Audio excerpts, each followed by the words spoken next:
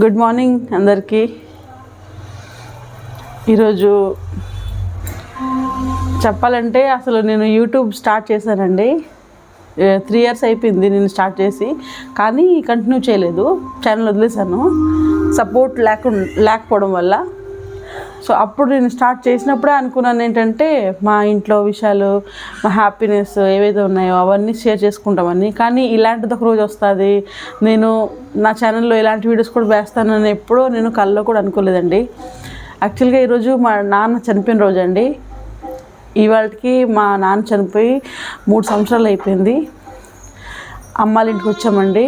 అమ్మ మరి నేను 2-3 రోజులు ముందుకు వస్తానంటే నాకు అవ్వదు, పాప చిన్నది, మధ్యలో బాబు స్కూల్ ఉంది కదా. సో బాబుకి ఇప్పుడు క్రిస్మస్ హాలిడేస్ ఇచ్చారు కదా అని చెప్పి నేను వచ్చాను పట్టుకొని. అయితే ఈరోజు నేనేం చెప్పాలనుకుంటున్నాను నా వీడియోలో, ఇవన్నీ నాకెందుకమ్మా సోది అని అనుకోవచ్చు మీరు, కానీ నేను ఈ వీడియోలో నేను మీకు ఏం చెప్పాలనుకుంటున్నానంటే, మా నాన్న చనిపోవడానికి కారణం కొన్ని ఉన్నాయండి. మా నాన్న చాలా తాగడం ఎక్కువైపోయింది, తాగుడికి బానిస అయిపోయారు మా నాన్న. సో చనిపోయిన తర్వాత మీరు తాగుతారు ఓకే, కానీ చనిపోయిన తర్వాత ఎలా ఉంటుందంటే ఫ్యామిలీ పరిస్థితి చాలా దారుణం అయిపోతుంది. సో తాగే వాళ్ళకి ఒక విషయం చెప్పాలనుకుంటున్నాను నేను, తాగండి కానీ ఒక లిమిట్ పెట్టుకోండి. తాగి ఏమవుతుందంటే ఒక టైం వస్తే మెడిసిన్స్ కూడా పనిచేయట్లేదు. మనం హాస్పిటల్కి వెళ్ళి ట్రీట్మెంట్ చేయించుకున్నా అది అవ్వదు. మా నాన్న అయితే ఓకే అండి. మా నాన్న ఎలా అంటే తాగుడు ఎక్కువైపోయింది. స్టార్టింగ్ నుంచి మా అమ్మ కష్టపడింది ఓకే, మా నాన్న మాకు చూశారు అదేమి కాదు. మా నాన్న ఓన్లీ ప్రేమ మాత్రమే, అంటే మా పిల్లలు, మా ఇల్లు, అమ్మతో గొడవ ఎప్పుడు ఉండేది కాదు. అమ్మతో కొట్లాటలు గొడవలు ఏమి ఉండేవి కాదు. కానీ మా నాన్న ఊరందరూ చూస్తారు, మాకు చూడరు. కానీ ప్రేమగా మాట్లాడతారు, ఏమైనా తింటే పంచుకొని తింటారు, అంతవరకే. చాలామందికి లైఫ్ ఇచ్చారు మా నాన్న. ఎలా అంటే మా నాన్న కంపెనీలో వర్క్ చేసేవారు, లైక్ ఇప్పుడు కన్స్ట్రక్షన్ ఫీల్డ్ మా నాన్నదే. దాంట్లో చాలామందికి మా ఊర్లో సగానికి సగం మందికి పనిలో పెట్టారు.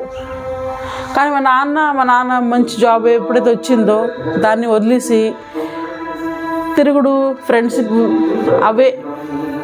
స్టార్టింగ్ కొంచెం తక్కువలో ఉండి తాగుడు. ఇప్పుడు ఏ ఫ్యామిలీ అయినా ఎందుకు తాగొద్దని అంటుంది? వాళ్ళకి ఏదైనా అవుతే ఫ్యామిలీకే ఇబ్బంది, మనకే కదా ఇబ్బంది.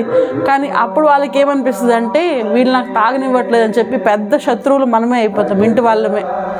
బయట వాళ్ళు ఏం చేస్తారంటే తాగుదాం పదా, మా నాన్నకి శాలరీ అవడం చాలు, ఫోన్ వస్తుంది ఏంటంటే రేపు శాలరీ పడుతుంది అని ఫోన్ వస్తుంది, ఇంకా అంతే. నెక్స్ట్ రోజు ఫోన్ స్విచ్ ఆఫ్ ఉంటుంది. ఎందుకు తెలుసా? శాలరీ పడగానే ఇంకా ఫ్రెండ్స్తో తిరిగి బయటికి వెళ్ళి తాగుడు ఎక్కువ. దాంట్లో ఎంతో కొంత మిగిలితే అప్పుడు ఇంటి కట్టడం అలా ఉండేది అనమాట. సో ఇప్పుడులో జనరేషన్ ఎలా ఉంది అండ్ సొసైటీ ఎలా ఉందంటే, మనం బాగుపడితే చూడలేరు, చెడిపోతే ఇంకా డౌన్ అయిపోవాలి అని చెప్పి నవ్వులు పలిచేస్తారు. సో మా విషయంలో అయితే ఇలాగే జరిగిందండి. ఇప్పుడు మా నాన్న చనిపోయిన 1 year వరకు రకరకాల మాటలు.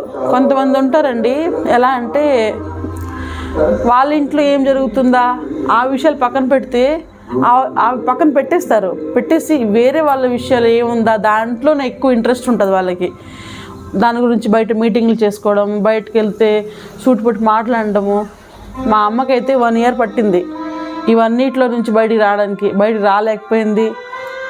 అండ్ అందరు ఉన్నప్పుడు అందరూ పలకరిస్తారండి, కానీ మా నాన్న చనిపోయిన తర్వాత మా అమ్మని సంవత్సరం వరకు ఎవ్వరు చూడడానికి రాలేదు. మేము ఇక్కడ నుంచి మా అమ్మ ఇంటి దగ్గర నుంచి ఒక 40 kilometers దూరంలో ఉంటాం మేము. అక్కడ బాబు చదివించుకుంటున్నాము, అక్కడ ఉంటున్నాం మేము. అక్కడ మా వారికి అక్కడ ఏంటంటే ప్రోగ్రామ్స్ అవన్నీ ఉంటాయి, ఈవెంట్స్ చేస్తారు. సింగర్ కదా, నేను మీకు ఆల్రెడీ చెప్పాను. సో ఎప్పుడు పడితే అప్పుడు రాలేము. అయినా నేను మా అమ్మ దగ్గర 1 year ఉందాం అనుకున్నాం, కానీ అవ్వలేదండి. మా ఏవైతే ఉన్న కార్యక్రమాలు అవన్నీ మేము చేసి 1 month మాత్రమే ఉండగలిగాము, మళ్ళీ వెళ్ళిపోయామండి. మధ్యలో రావడం చేసేవాళ్ళము.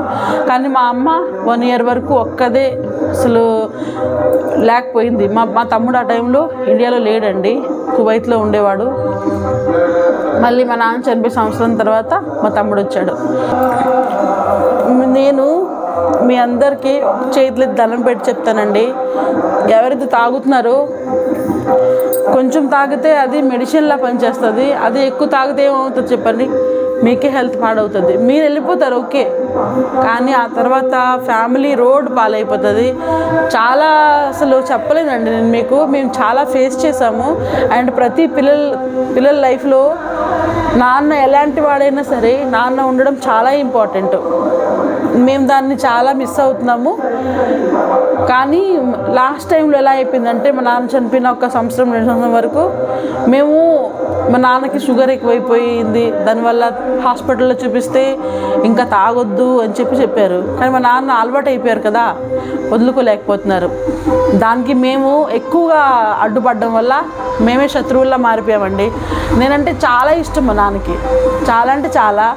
గొడవ చేసినప్పుడు ప్రతి ఒక్కరితో గొడవ చేస్తారు, కానీ నేను వెళ్ళి వద్దు నాన్న అని కొంచెం నేనే ఇంకా గసిరితే ఆగిపోతారు. అండ్ నేను పుట్టినప్పుడు ఏదో కలిసి వచ్చింది అది ఇదని మా నాన్న అంటారు. తిన్నప్పుడు తినిపించడం కానీ కలిసి తినడం. అండ్ నాకు పెళ్ళయిందండి. పెళ్ళయిన తర్వాత నాకు మా బాబు పుట్టిన వరకు అండి నాకు మా పెళ్ళి నా మ్యారీడ్ లైఫ్లో కూడా పెద్దగా హ్యాపీనెస్ నేను హ్యాపీగా లేకుండేదాన్ని. అప్పుడు మేము ఇంట్లో ఎక్కువ రొట్టెలు చేసేవాళ్ళమండి. మేము నార్త్లో పుట్టాం కదా, నేను నార్త్లో, నా బార్న్ మొత్తం నార్త్లో అయింది. సో మార్నింగ్ టైం కానీ నైట్ టైం కానీ చపాతీస్ చేసుకుంటాం. నేను ఎక్కువ చేస్తే మా నాన్న వచ్చి ఒకదాని చేస్తున్నావమ్మా నేను చేస్తాంత అని మా నాన్న పామడం. అప్పుడు బాబు డెలివరీ అయినప్పుడు నాకు ఆపరేషన్ కదండి, బ్యాక్ పెయిన్ అవుతుందని చెప్పి నిల్చొని పామితే రొట్టెలు మా నాన్న వచ్చి పామేవారు. ఏమైనా వంటలు ఉంటే నాన్ వెజ్ వంటలు నేను మా నాన్న కలిసి చేసేవాళ్ళం. సో అవన్నీ అప్పుడప్పుడు అలాంటి స్వీట్ మెమరీస్ అవన్నీ గుర్తొస్తాయండి. కాకపోతే మా నాన్న ఏంటంటే మాట వినలేదు, ఎవరి మాట వినలేదు, బయట మాటలు బాగా పట్టుకున్నారు. కానీ బయట వాళ్ళకి ఏముంది తెలుసు కదా, వేరే వాళ్ళ ఇంట్లో చిచ్చులు పెడితే వాళ్ళకి చాలా ఆనందంగా ఉంటుంది. సో అలాంటి వాళ్ళని దేవుడు చూసుకుంటుందండి. ఎందుకంటే చెప్తారు కదా, కాలం ఎవరిని వదలదు. మీరు ఒకళ్ళు బతకడానికి కష్టం చేస్తే, అంటే వాళ్ళ బతుకుని కష్టం చేసేస్తే దేవుడు మీ చావుని కూడా అంతే కష్టంగా చేస్తుంది అని అంటారు కదా, అంతే. సో ఇంకేం చెప్పలేనండి నేను మీ అందరితో రిక్వెస్ట్ ఒకటే అండి, ప్రతి పిల్లలకి వాళ్ళ తండ్రి చాలా అవసరం ఉంటుంది. లాస్ట్ టైం వరకు నేను ఇమోషనల్ అయిపోతున్నానండి, చాలు. ఇంకా long video చేయాలనుకోవట్లేదు.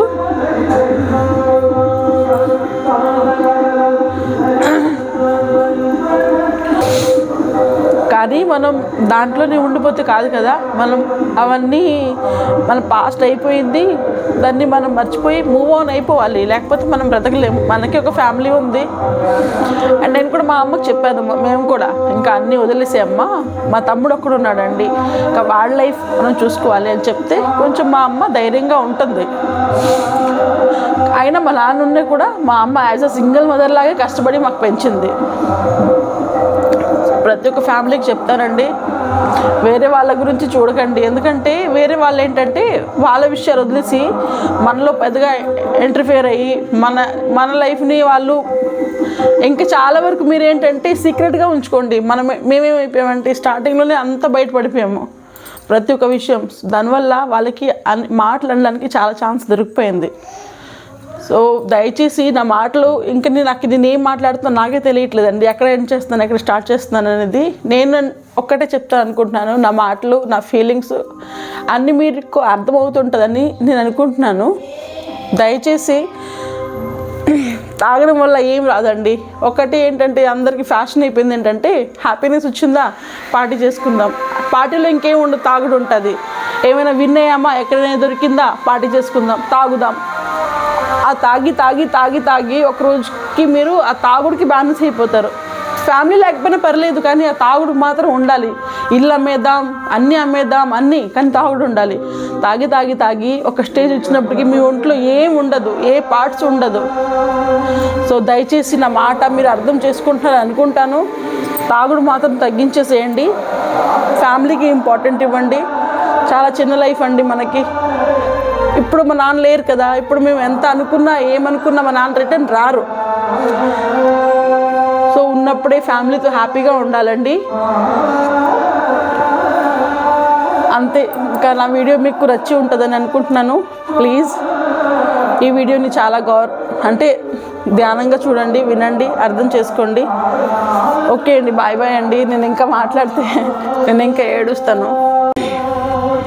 Thank you so much.